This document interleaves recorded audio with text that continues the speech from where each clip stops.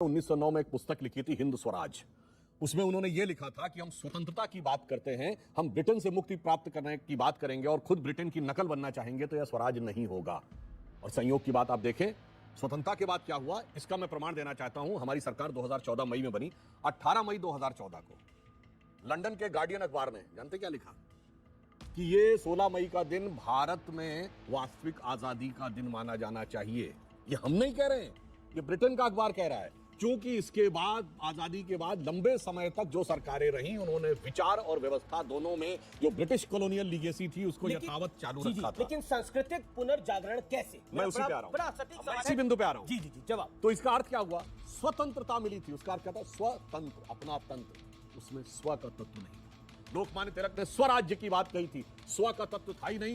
Everything was under the British legacy. वही वेशवाणी, तत्व दर्शन, दूसरों का यह सबीले, विकृति को हम ग्रहण करते, निज प्रकृति को आज भूले। तो ये जो एक परिवर्तन आया स्व के बारे में, सिर्फ ऐसा ही नहीं, योग शुरू हुआ।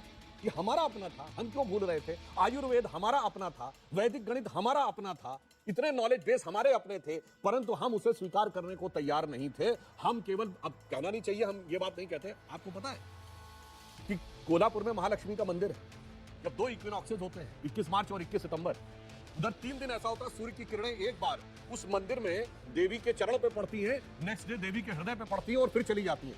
कितना आर्किटेक्चरल, एस्ट्रोनॉमिकल, जो एक्सियल टिल्ट, तीनों का कैलकुलेशन होगा, वो भारत में नहीं दिखाया जाता था। सिर्फ ये दिखाया जाता था कि साहब ताजमहल और लाल किला बनाया हुआ है, वो एक अलग विषय है क्या है, मगर ये चीज ना दिखाए। बृहदेश्वर का मंदिर तंजावुर में, तमिलनाडु में, बगैर नींव के बना हुआ मंदिर, और उसकी छत पर जितना बड़ा स्टोन है वो आज तक नहीं समझ पा रहे हैं कि इतनी ऊंचाई पे ये स्टोन गया कैसे होगा। यह चीजें नहीं बताई जाती थी। स्व का तत्व इन सब में था, परंतु अफसोस कि हम उस बात को सिर्फ भूले हुए थे। यही नहीं, अभी और सुनिए। और अंत में लाइन कोट करता हूं, वीएस नायपॉल नोबेल लॉरेट है, 2003 में नोबेल पुरस्कार मिला। उन्होंने कहा भारत दुनिया का इकलौता देश था जहां पर राष्ट्रवाद को मजबूत करने वाला नहीं, कमजोर करने वाला इतिहास पढ़ाया जाता है। अब वो कहता है ये इकलौता देश है जो अपने लिए इतिहास को प्रामाणिक नहीं मानता, विदेशियों के लिए इतिहास को प्रामाणिक नहीं मानता है। तीसरा कहता है विदेशियों में भी ये किस विदेशी के लिए इतिहास को प्रामाणिक मानता है? जो आपके दुश्मन थे, जिन्होंने आप पे हुकूमत की, जिन्होंने आपको गुलाम बनाया, उसके लिए इतिहास को प्रामाणिक मानता है। इसलिए उन्होंने किताब लिखी थी इंडिया ए वुंडेड सिविलाइजेशन। क्या बात है।